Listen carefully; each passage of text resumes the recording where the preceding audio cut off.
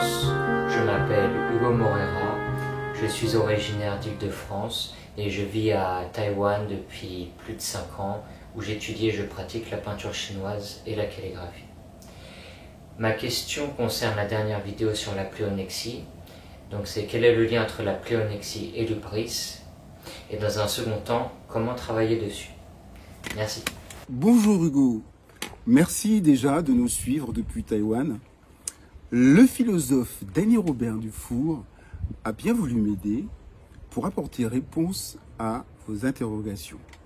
La première, quel lien y a-t-il entre l'hubris et la pléonexie? Quelle différence y a-t-il entre l'hubris et la pléonexie? L'hubris est la démesure, le sentiment de puissance, le sentiment d'importance démesurée que nous pouvons avoir et qui fait, par exemple, que notre intérêt individuel prime sur le bien commun. L'hubris, c'est ce sentiment que les Grecs avaient pris en considération au point de s'en méfier énormément.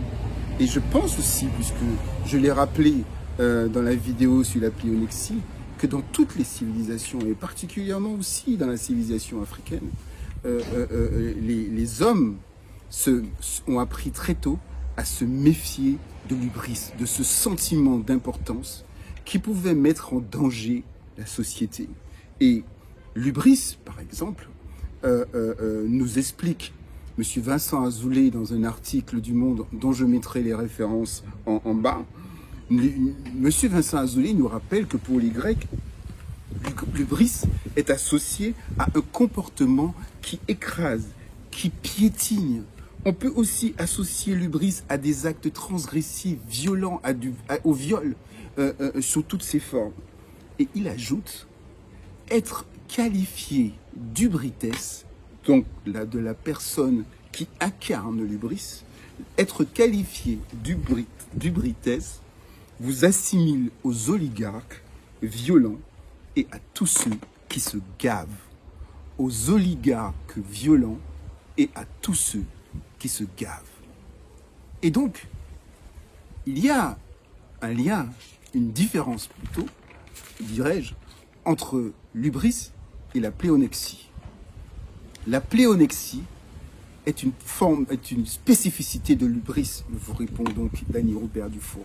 Car la pléonexie a trait à tout ce qui est du domaine du matériel, du domaine de l'avoir, de la richesse, qui fait que, en rentrant dans un processus d'accumulation de richesse, nous voulons déjà notre part, plus la part des autres, et à la fin, nous voulons toute la part.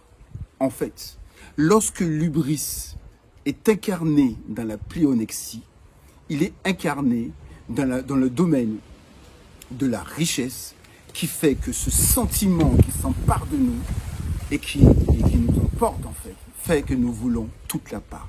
Donc l'hubris est le sentiment et la pléonexie est intégrée à l'hubris en ce que la pléonexie concerne comme spécificité donc de l'hubris tout ce qui est du domaine de l'avoir. Voilà la différence expliquée par Danny Robert Dufour entre l'hubris et la pléonexie, puisque je dois vous rappeler que je vous rapporte les propos de M. Danny Robert Dufour. Et donc, concernant la deuxième question, Hugo, comment travailler sur la pléonexie dans la vie de tous les jours? Danny Robert Dufour répond que partout où vous voyez la prédation, il est bon de travailler sur cette prédation, de travailler sur la pléonexie. C'est-à-dire, parce que cela signifie qu'il faut expliquer le terme prédation. Dans prédation, vous avez praïda. Et praïda, c'est la proie. La prédation est associée à tout ce qui est le pillage, la rapine, quelqu'un qui vit de rapine, quelqu'un qui vit de butin, de vol, est assimilé à un prédateur. Voilà, puisque dans prédation, il y a aussi prédateur, pour suivre. Donc Hugo, Danny Robert Dufour vous répond, partout où vous voyez la prédation, il faut travailler dessus. Maintenant, ma question est celle-ci, c'est que si nous voyons en nous-mêmes poindre l'hubris Ou si nous voyons nous-mêmes point de la pléonexie, comment travailler dessus? C'est donc une autre question. Et donc, j'espère avoir répondu à vos questions à travers ce que m'a dit M. Daniel Robert Dufour. Merci encore de nous suivre, Hugo, depuis Taïwan.